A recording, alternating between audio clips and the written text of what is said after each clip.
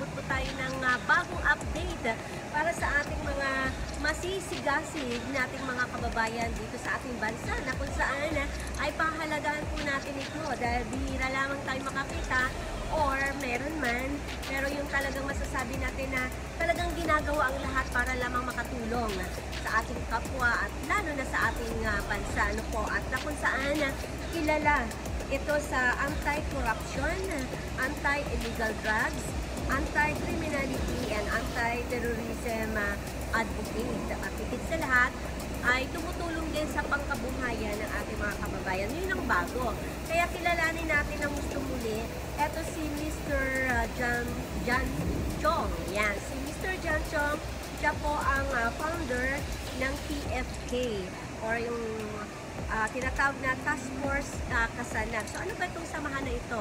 And meron silang bago na inilungsad na samahan din na sa pangunguna pa rin ni Mr. Chong, itong elite group. So aalamin natin kung gaano ba kahalaga itong kanilang binuo na samahan para po maintindihan ng ating mga kababayan kung bakit may mga ganitong klaseng samahan dito sa ating bansa. At alamin natin ang buong detalye at titingnan natin kung paano sila tumulong at bakit nila yun ay ginawa. So, yan lamang po ang ating maging update ngayon at titingnan natin ngayon at pupuntahan natin sa Malacanang mismo sa opisina ni Mr. John Chong. So, bari si Sir John Chong po, siya po talaga ang gumalaw doon sa itaas para po mai-award ka. Tama ba yun? Mai-award sa inyo yung lupa. So ano pa po ang kanyang mga nagawa sa inyo? Umulong siya sa mga mahirap, hindi para sa mga kurat, sa mapag-aping mayayaman doon sa negros. Gusto lang po namin alamin ang bilang isang empleyado ni Sir John, ano po yung na-experience ninyo sa kanya? And sino po siya para sa iyo? Paano po siya, paano yung kilos niya kapag hindi niyo po nagawa yung gusto niyang ipagawa sa inyo? Kung sakala. sa ganon. Yung totoo. Sa ganon. Natin, ma'am, kung may kahulingan na kayo sa boss na talagang malaki talaga ang maitutulong sa bayan natin si Sir John. Wala siyang pinapanigan. But of course, ang consideration lang niya is to alleviate poverty, tulungan yung mga mahihirap, at tumulong din bilang sarili niya kung sino man yung mga nakaupong opisyalis. Yun lang po yung gusto ni Sir. Talagang direct siya, diretso yung kanyang pathway patungo sa pangkabuhayan, kaginhawahan ng bawat isang Pilipino. Sir, happy morning po sa inyo. Happy morning, Miss Horizon. Happy morning. Alright, sir. Gusto natin alamin para sa ating mga kababayan kung sino po ba si Mr. John Chong at ano po yung mga nagawa na natin sa ating bansa at bakit po kailangan na kayo po ang pupuntahan sa tuwing mawalan po ng kailangan ng tulong ng ating mga ordinaryong mamamayan and yung mga hanap buhay yung kailan lang na meron po kayong inulunsad na samahan ng mga elite ba yun, sir? So, pwede po ba natin na malaman yun? Yep. Sir, so napakaganda naman po pala ng mga nasa isip niyo. Pero sir, parang ang hirap po nun gawin. So, saan po kayo kumukuha ng lakas? Medyo po ba yung advocacy nung isang samahan ninyo na kasanag? Kasanag or kasanag? At anong ibig sabihin? Hindi po ba kayo natatakot sa yung advocacy nyo na yan, sir? Kung syempre, kung may matatamaan po tayo, at baka maisapanganib ang buhay ninyo, okay lang po ba sa inyo yung mga ganyan na talagang harapin ninyo kung kapag po may nasaksihan kayo na mga korap sa gobyerno o kung saan man na meron kayo. So parang guilty pa kayo, no, sir? Yes, ma'am. Exactly. Gusto ninyo po na ilabas ninyo talaga kung ano nasa isip at puso ninyo, sir, parang ganon. Tama yun. Na alam mo din na tama po kayo. Alright. So sir, dito na tayo sa mga hindi pa nakakaalam kasi kalulunsad nga. 1 month pa lang po, di ba po, yung elite na bagong samahan. Anong ibig sabihin ng elite na ito? At bakit nyo po na inilunsad nyo po itong so parang kayo po ang magiging daan doon sa mga taong may ganyan na pananaw na tumulong. Yes, ma'am. Oo, tama naman po, no, sir. Kasi facilitator na tayo. Yes, sir. So, Ngayon sir, mga ilan na po ang mga members and paano po kung sakali meron din po makarinig nito na gustong makiisa dito sa samahan ninyo. So hindi rin Yes, po pala pwede sir na basta ka na lang tumulong. Hindi talaga. Kahit may pera ka pa, may pondo Kasi or hindi what. natin alam, baka tulong-tulong lang yan. No? Di ba? Ang Pilipino, maraming Sir, composition. ano po yung Meron- maaasahan naman doon sa mga tumutulong or naging member ng elite para naman po sa kanila?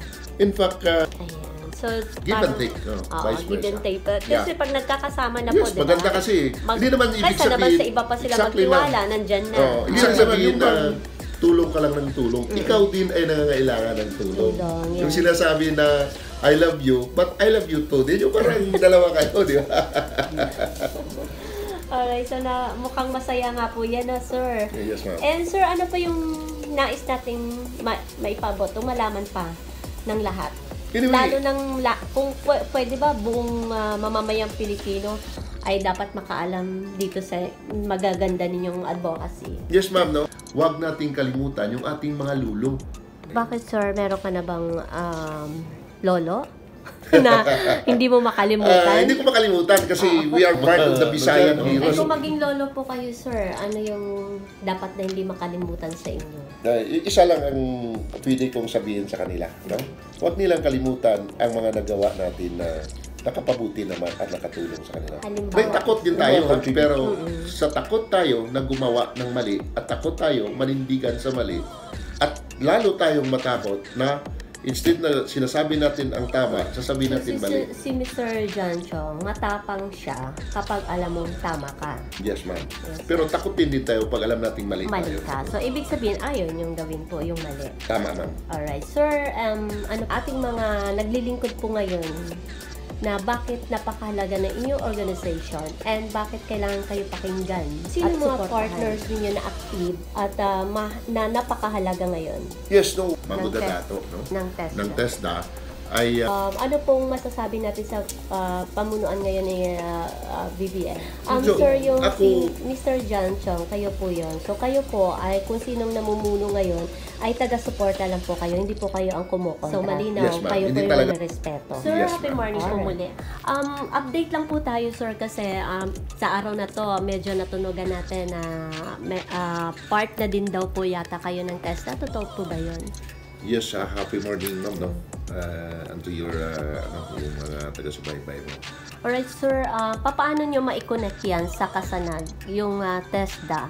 At bakit po talagang tinanggap nyo yung member po ng ng Kasanag?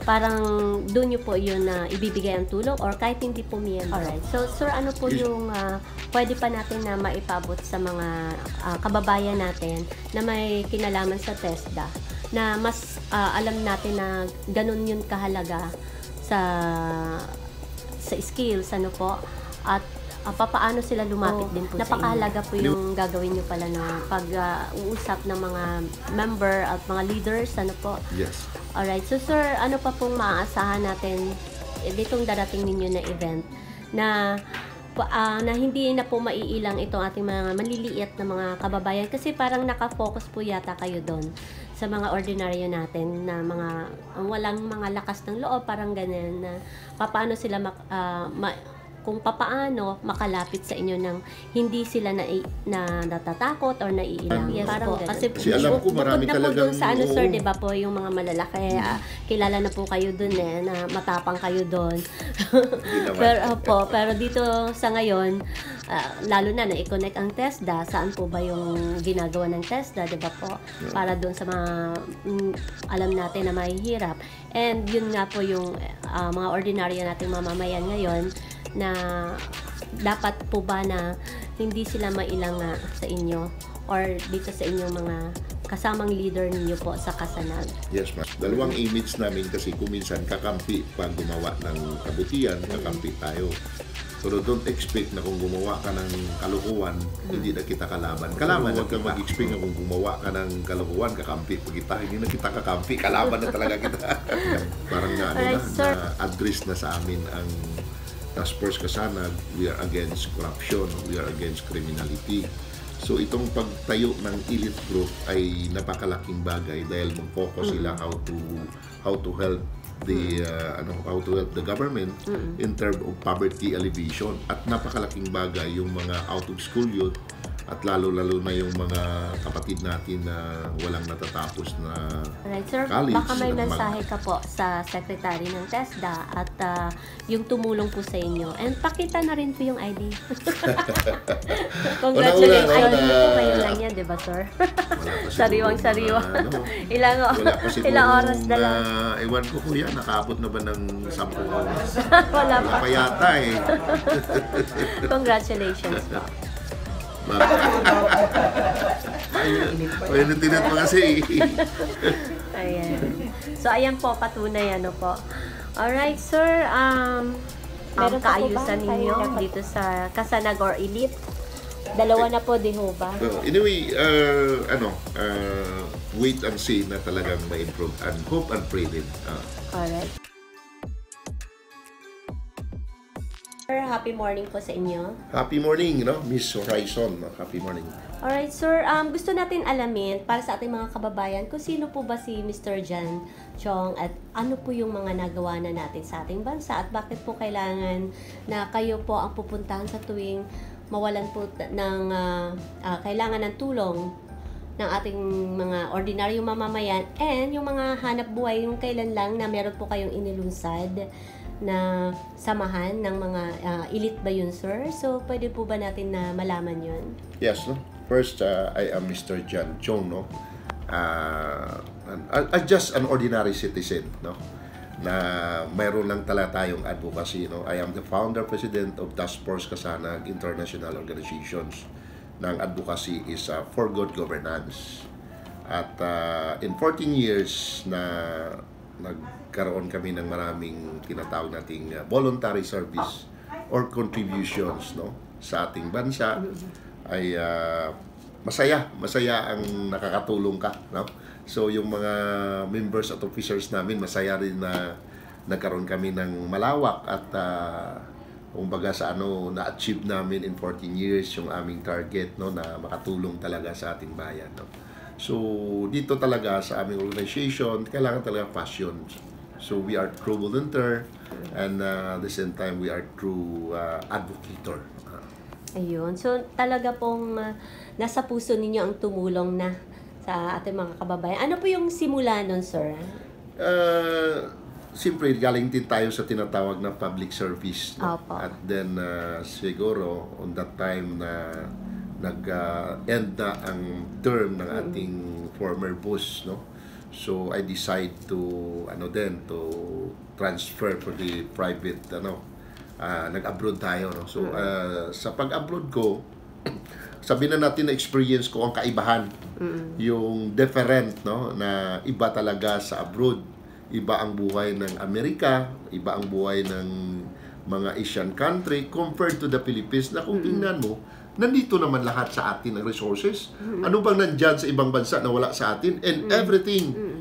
Palagay ko nga, parang dito pa nga kumukuha ng resources yung ibang bansa. But, ang tanong ko sa puso ko, ang tanong ko sa sarili ko, bakit tayo ganito na hindi naman tayo dapat maging ganito?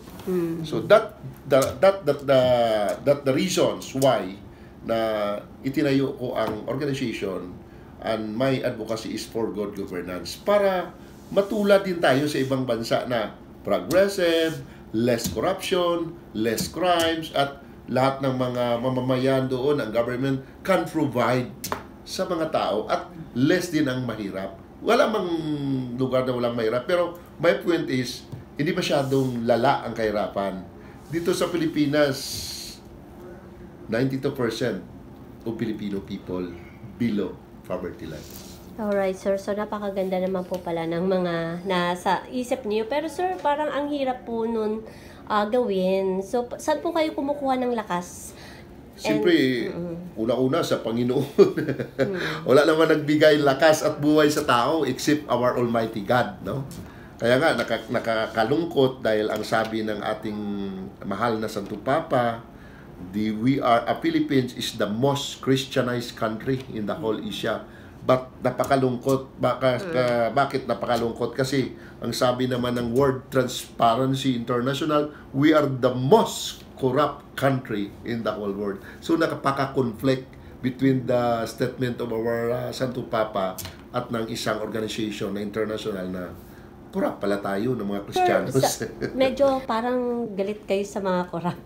Yun po ba yung advocacy nung isang samahan ninyo na kasanag? Kasanag Yes. or kasanag? At anong ibig sabihin po nito? Kasanag means sa acronym dati ng organization na Task Force Kasanag or Katilingban ng Kasanag. Kasanag. Acronym niya yan.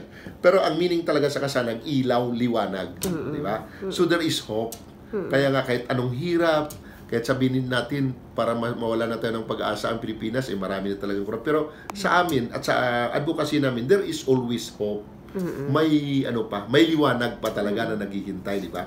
Hindi po ba kayo natatakot sa yung advocacy nyo na yan, sir?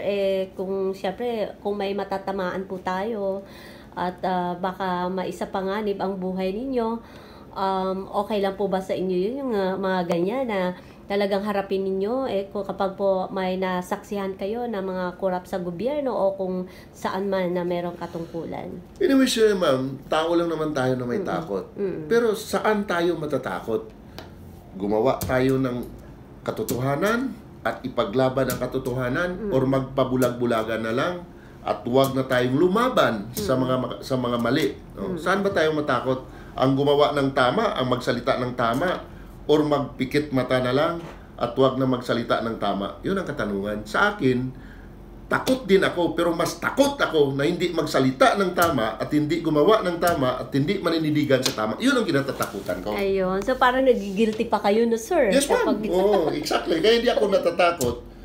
Sabihin na nila kung anong dapat nila sabihin, o sirain nilang dapat nila sabihin. Pero hindi ako natatakot. Ang kinatatakutan ko na mag-expire ako sa mundong ito na ang tama ay hindi ko nasasabi sa katotohanan. So malinaw po na gustong-gusto ninyo po na ilabas ninyo talaga kung ano nasa isip at puso ninyo, sir, parang ganon. Tama yun, ma'am. Na alam mo din na tama po kayo. Alright. So sir, dito na tayo sa mga hindi pa nakakaalam kasi kalulunsad nga. 1 month pa lang po, di ba po, yung elite na bagong samahan. Anong ibig sabihin ng elite na ito? At bakit nyo po na inilunsad nyo po itong tinatawag na elite? Parang sabihin na natin yung tayo talaga sa Pilipino, meron tayong tinatawag na pagkakaiba, no? Hindi natin pwedeng isama, no, sa tinatawag na classifications. So may mga tao tayo na sabihin natin na may kakayahan, no, na gusto nilang tumulong. Kaya lang gusto nila iba lang ang kanilang pag-system, no? Iba ang kanilang pamamaraan sa pagtulong. Huwag lang silang sasama na kasi yung TFK kasi force multiplier, volunteer force multiplier from the government, no? So visible talaga sila makita. Ito namang mga elite, invisible, basta tutulong sila in term of logistic, financial, and everything, no?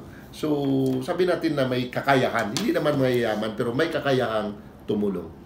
Alright. The willingness talaga, ma'am. So parang kayo po ang magiging daan doon sa mga taong may ganyan Yes, ma'am. na pananaw na tumulong. Yes, ma'am. Oo, tama naman po, no, sir. Kasi minsan- facilitator nga tayo. Yes, Oo. sir. So, ngayon, sir, mga ilan na po ang mga members and paano po sakali, meron din po makarinig nito na gustong makiisa dito sa samahan ninyong elite. Yes, they are welcome, no, na mag-join sa atin. Basta at least one of the requirements ng isang tao, talagang meron siyang advocacy to help, no?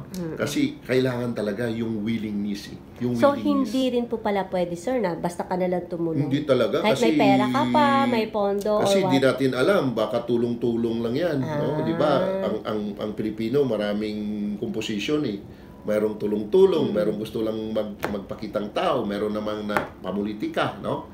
So, ang hinahanap natin, yung talagang totoo, yung talagang totoong tulong na hindi naghihintay ng kapalit. Kapalit. Ayan. Alright. So, sir, ano po yung maaasahan naman doon sa mga tumutulong or naging member ng elite para naman po sa kanila? In fact, sabi ko nga, may kasabihan na sa bawat bawat dumarating na blessings, simpre kung sa iyo dadaan, hindi naman pwedeng hindi ka makakatanggap din ng blessings, no? Lahat tayo ay magkakaroon ng blessings, no? So ang blessings ng ibigay sa atin at kung saan man yan dadaan, lahat yan ay makakatikim ng blessings, no? So walang pagkakaiba, no, na ang ano diyan, ang simpleng mensahe diyan, magtulungan lang tayo. Ayan. So, Give and take, vice give and versa. take. Kasi pag nagkakasama na po, Yes, di ba? maganda kasi. Hindi naman ibig Kaysa naman sabihin. sa iba pa sila Exactly, magtiwala, ma'am. nandyan na. Exactly, Alright. ma'am. Yung bang, hindi lang sabihin na tulong ka lang ng tulong. Ikaw din ay nangangailangan ng tulong. Tulong, Yung yeah. sinasabi na, I love you, but I love you too. Din yung parang dalawa kayo, di ba?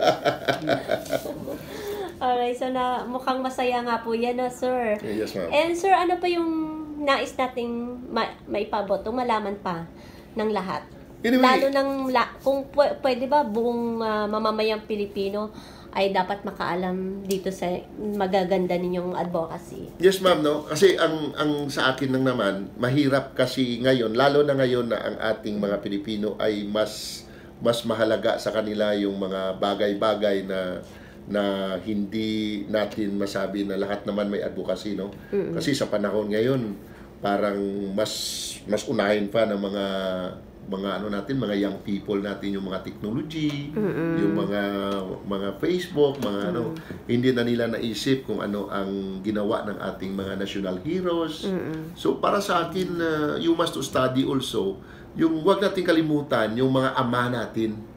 Like Dr. Jose Rizal, Andres Bonifacio, kung ano nila ginawa at inalay ang buhay sa ini-enjoy nating kalayaan ngayon. Sana naman ako'y nakikiusap sa mga members or sa mga Filipino people na huwag nating kalimutan yung ating mga lulo. Kasi sila talaga ang dahilan bakit tayo nag-enjoy ng magandang kalayaan ngayon. Bakit sir, meron ka na bang lolo na hindi mo makalimutan? Hindi ko makalimutan kasi we are part of the Visayan heroes, no? May mga lulo kami na naging, sabihin na natin, mga dating sundalo, no? Like General Diaz, lolo namin yan, no? Na naging hero talaga, na talagang ipinaglaban ang bansang Pilipinas, no? At ngayon, ang pinaglaban na natin, good governance. Eh. So, sa akin naman, palagi kong nanawagan na yung mga young people natin, huwag natin kalimutan yung mga heroes natin. Kasi, parehas ngayon, napakalaki na ng mga estatwa, yung mga structure ng ating mga, pero nalimutan lang. Sino yan? Ang tanong sino yan? Anong ginawa niyan? Hindi na yan nalagay sa ating mga ano ngayon.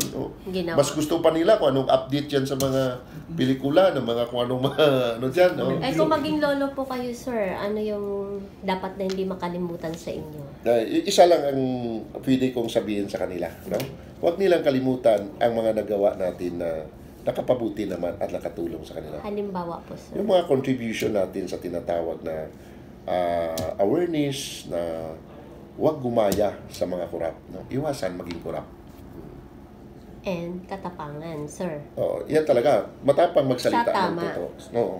May takot din tayo, ha? Pero sa takot tayo na gumawa ng mali at takot tayo manindigan sa mali at lalo tayong matakot na instead na sinasabi natin ang tama, sasabihin natin mali.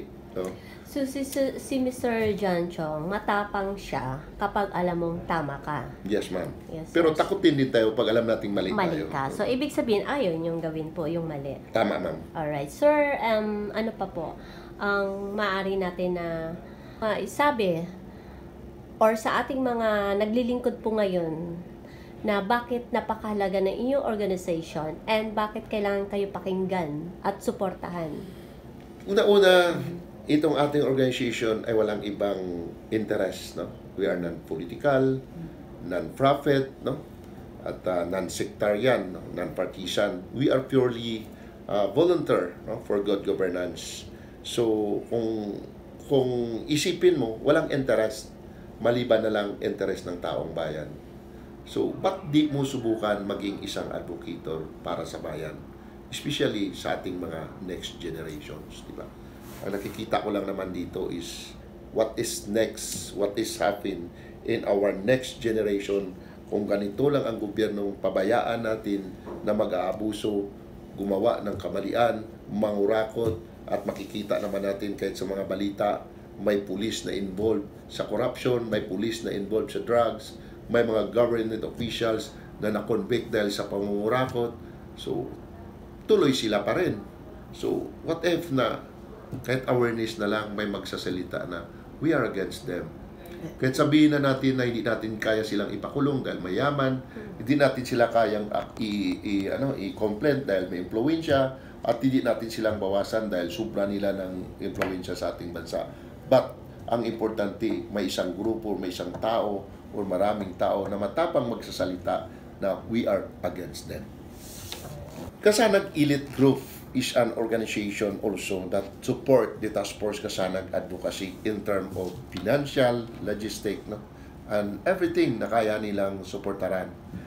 Sabi ko nga, they are invisible, hindi sila makikita, pero may kakayahang gumawa para tulungan ng aming advocacy.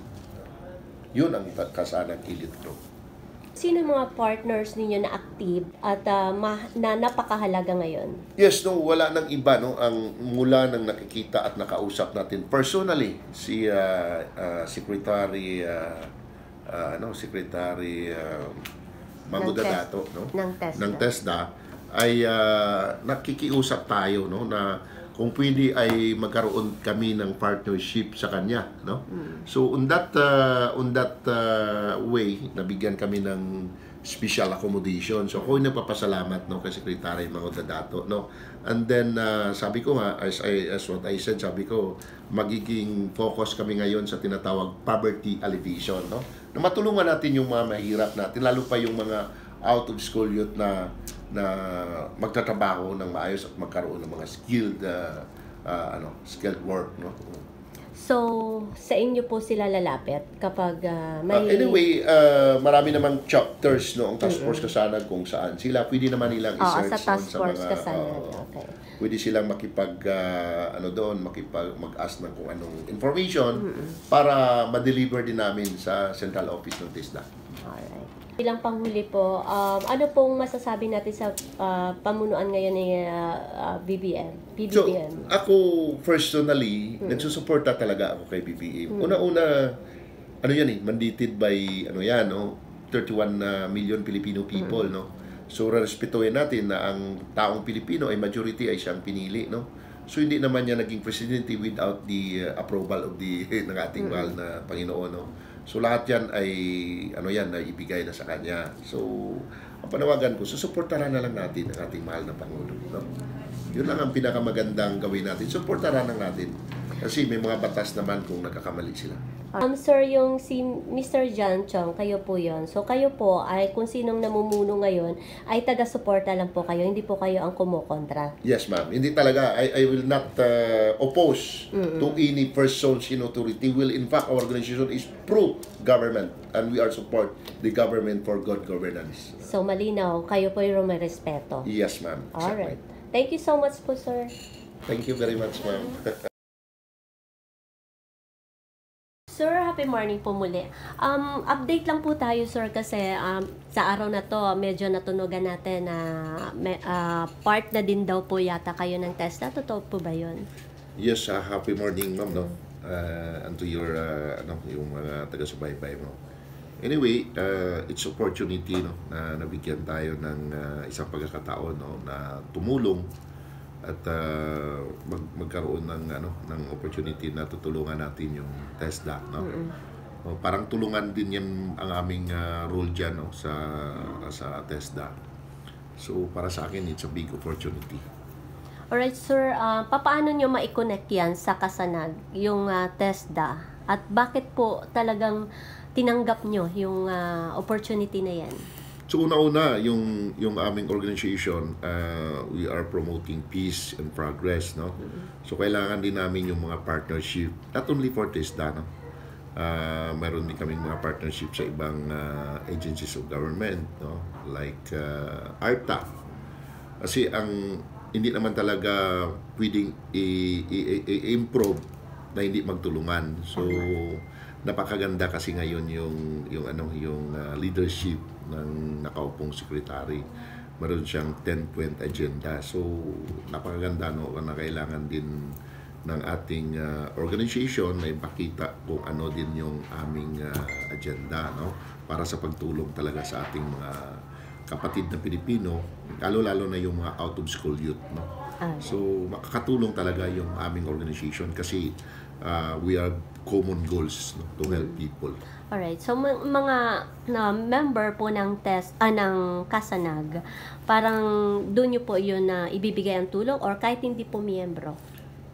Anyway, ang tinutulungan natin Pilipino At Ayun. hindi naman ibig sabihin na kung hindi siya kasanag, hindi siya tinutulungan. So, ang kasanag is one of the instrument lang. No? Pero lahat ng Pilipino na gusto, no, na magkaroon ng kalaman or gusto niya mag-training.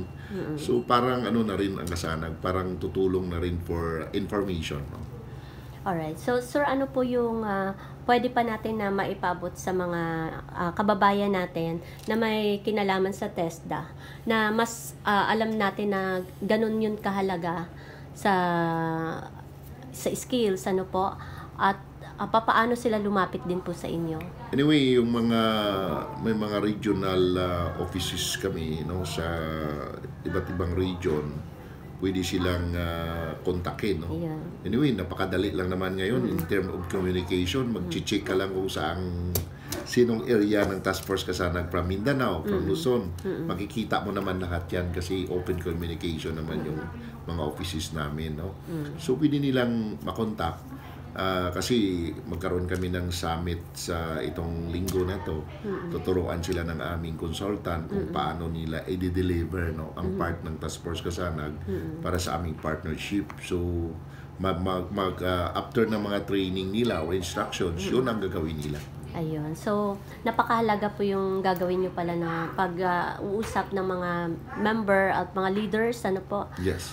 Alright. So, sir, ano pa pong maaasahan natin ditong darating ninyo na event na hindi na po maiilang itong ating mga maliliit na mga kababayan kasi parang nakafocus po yata kayo doon sa mga ordinaryo natin na mga walang mga lakas ng loob, parang ganun na paano sila kung papaano makalapit sa inyo nang hindi sila na natatakot or naiilang, parang ganun po. Yes, ma'am. Ano na namin kasi, parang advocacy na namin yung to Opo. serve people, no? Lalo pala pa yung mga kapatid natin na kulang sa kalaman, Yes no? po. Kasi alam ko marami bukod na po talagang dun sa ano, sir, oo. di ba po, yung mga malalaki, kilala na po kayo dun na matapang kayo dun. naman. pero dito sa ngayon, lalo na i-connect ang TESDA, saan po ba yung ginagawa ng TESDA, di ba po? Para dun sa mga alam natin na mahihirap. And yun nga po yung mga ordinaryo nating mamamayan ngayon na dapat po ba na hindi sila mailang sa inyo or dito sa inyong mga kasamang leader niyo po sa Kasanag? Yes, ma'am. No? Kasi kami sa organization namin, dalawang image kami. Ayun. We are friends, we are against, no? We are opposed. Dalawang image namin kasi kung minsan kakampi pag gumawa ng kabutihan, kakampi tayo. Pero don't expect na kung gumawa ka ng kalukuhan, hindi na kita kalaban. Kalaban na kita. So, yun ang aming stand, dalawang image. Sa mga gumagawa ng katinuan, kakampi tayo, sama-sama tayo. Alright. Pero huwag kang mag-expect na kung gumawa ka ng kalukuhan, kakampi pa kita. Hindi na kita kakampi, kalaban na talaga kita. Number one, Alright, sir. itong aming partnership, we also change the image of our organization, no? Na mag-focus din kami sa poverty alleviation, no? Kasi parang na-address na sa amin ang Task Force Kasanag. We are against corruption, no? We are against criminality. So itong pagtayo ng elite group ay napakalaking bagay dahil mag-focus sila how to help the government in terms of poverty alleviation, at napakalaking bagay yung mga out of school youth at lalo-lalo na yung mga kapatid natin na walang natatapos na college at mag-train kahit na lang mag-train ng welder, no? Kahit mag-train ng mga skilled work. Kailangan natin yan. Kailangan natin sa ibang bansa. So magiging isang malaking bagay yan for poverty alleviation, ang tao ay makapagtrabaho ng maayos. Alright, sir, baka may mensahe ka po sa secretary ng TESDA at yung tumulong po sa inyo. And pakita na rin po yung ID. Congratulations. Una-una, ako ay nagpapasalamat, no? Not only for Kuya Rene, kay Kuya June, kay Kuya Rud, no? At dahil sa kanila, nakalapit kami, no? Sa TESDA. And then, siyempre, si Kuya Rene talaga, no? Ang nagdala doon sa akin. At hindi lang, parang wala akong kahirap-hirap doon. Parang smooth ang lahat ng, smooth lahat ng pagtanggap sa akin. Then, also with the secretary, and all the staff of TESDA Central Office, no? I'm very appreciate ko talaga yung mga doon, yung mga tao doon. Ayan. So, ngayong ID niyo po, ngayon lang yan, di ba, sir? Wala pa siguro. Sariwang-sariwa. Wala pa siguro. Ilang oras na lang. Ewan ko, kuya, nakaabot na ba ng 10 oras? Wala Wala pa yata eh. Congratulations. Tinat pa kasi. Ayan. So, ayan po, patunay, po. Alright, sir, meron kaayusan ninyo dito sa Kasanag or Elite? Dalawa na po, di ho ba? Anyway, wait and see na talagang ma-improve, and hope and pray din. Alright. Thank you so much po. Ako po si Mr. Noel Alvarez Magan, na isa sa natulungan ni Sir sa problema namin doon sa Negros, sa lupa na para sa amin po na hindi pa naibigay ng gobyerno. Bilang overall arms coordinator po ako. Arms coordinator po ako at sa mga maraming kong kasamaan sa iba't ibang lalawigan ng Negros at saka cities at municipality na natulungan ko ni Sir John Chong. So, bari si Sir John Chong po, siya po talaga ang gumalaw doon sa itaas para po mai-award ba? Tama ba yun? Mai-award sa inyo yung lupa. So, Pero hindi pa ngayon. Oo. Pero at least nandoon yung action. Alright, so ano pa po yung kayong mga nagawa Lahat sa ng inyo? mga problema, meron ding demolition ginawa, napahinto yan po dahil sa kanya po, napahinto yung demolition at saka mga pollution ng central doon sa amin. Maraming ding threat na sa amin po, labi na kay Sir John Chong. Maraming threat yung mga kalaban namin na umulong siya sa mga mahihirap, hindi para sa mga korap at sa mapag-aping mayayaman doon sa Negros. Gusto lang po namin alamin ang bilang isang empleyado ni Sir John, ano po yung na-experience ninyo sa kanya? And sino po siya para sa'yo? Wow, thank you para sa tanong na yan. And by the way, ako po si Nancy De La Peña. Ako po ang VP Admin ng Kasanag Elite 888 Incorporation. Magandang hapon po sa inyong lahat. Maabigya, masanto siya, abigad si kayon amin from the Pangasinan. And of course, sa ating mga kababayan dyan, hello po. So, bilang empleyado po as an admin HR ng Kasanag, ang pakikitungo ko po sa aking boss kay Sir John Chong ay maganda, very humane po yung touch niya, strict, but then he is just for the willingness to help, with principle po, guided by principle po si Sir John. Stricto pero nasa lugar. So, he opted to be systematic, and siguro ang ayaw na ayaw lang niya is yung nakita ko sa kanya talagang he is more on the integrity Gusto niyang maproteksyonan ang kanyang sarili, maproteksyonan ng organization, because this is the Kasanag Group is existing 14 years. So ganun po katagal na inalagaan niya yung kanyang reputation, not only on himself, pero yung organization itself. So napakaganda po na makipag-ugnayan sa kanya because it is a learning process. You will learn as a staff, you will learn as an admin, guided by principal. Ayun. So, natututo po kayo sa kanya. Yes, Bawat yes. Hindi lang siya boss, pero kuya na siya. For me, kuya na talaga siya. Halata naman po masayahin kayo. Kasi may part din na hindi naman lahat work.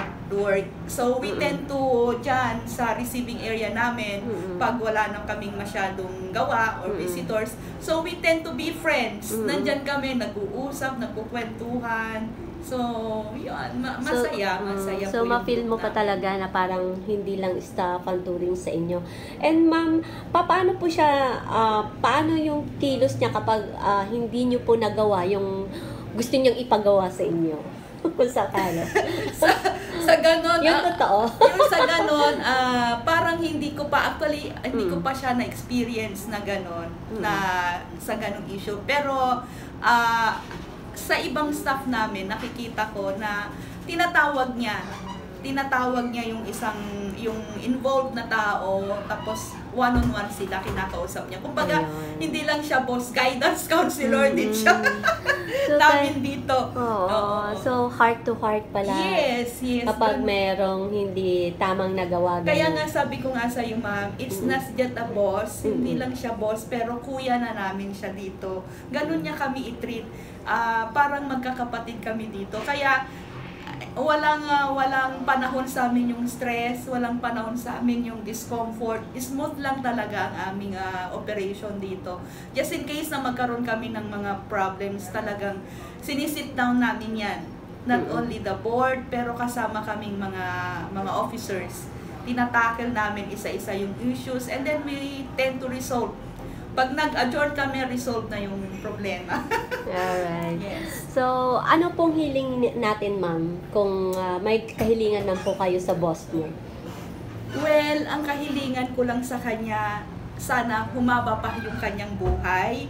Kasi marami talaga siyang natutulungan, not only sa Bacolod, kasi nag-originate ang Task Force Kasanag from Bacolod, pero ang dami niyang dinanas, nakita ko, narinig ko din sa kanyang mouth mismo, pero nalampasan niya yon, and eto siya, tumutulong sa mga mahihirap, nire-reach out niya yung mga malalayo, nasa bundok.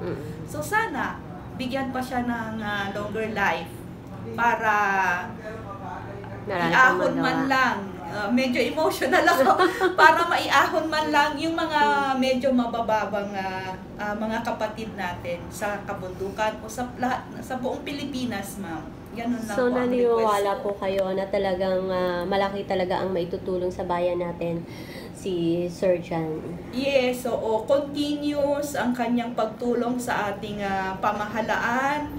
Sino man yung umupo na mga government officials natin dyan, wala siyang pinapanigan. But of course, ang consideration lang niya is to alleviate poverty, tulungan yung mga mahihirap, at tumulong din bilang sarili niya kung sino man yung mga nakaupong opisyales.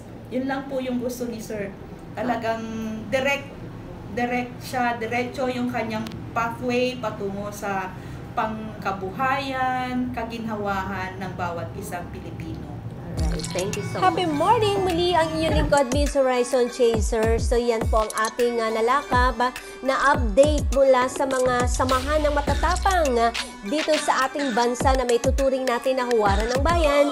Itong si Dr. John Chong, na siyang mismo ang president ng TFK or yung tinatawag na Task Force Kasanag, at nagkaroon na nga ng Elite International, at ito ay sa pamamagitan ng pagbibigay ng tulong para dito sa ating mga mahirap at magkaroon ng mga hanap buhay. Kaya hindi lamang sa katapangan ipinakita ni Dr. Chong, kundi yung pagkakaroon ng maayos na pamumuhay itong ating mga kababayan, lalo na sa mga miyembro po nito at kahit hindi naman po daw na members ng Kasanag. Alright, so dito nagtatapos itong ating nalakap na mga balita mula sa Kasanag.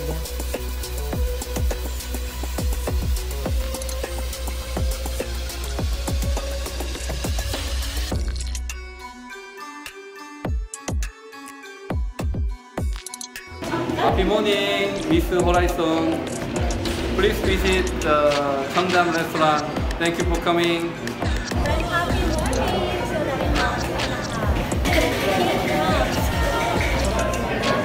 So, Kung sakali na-implement ko ito, sino-sino ko talaga dapat maging partner? Kung yung maaasahan natin sa taong 2023 pa para sa pagtulong ng mga First time ko to. Makikita natin talagang kayang may kinalaman ba ito? Dito? Oo. Alright. So, di ba,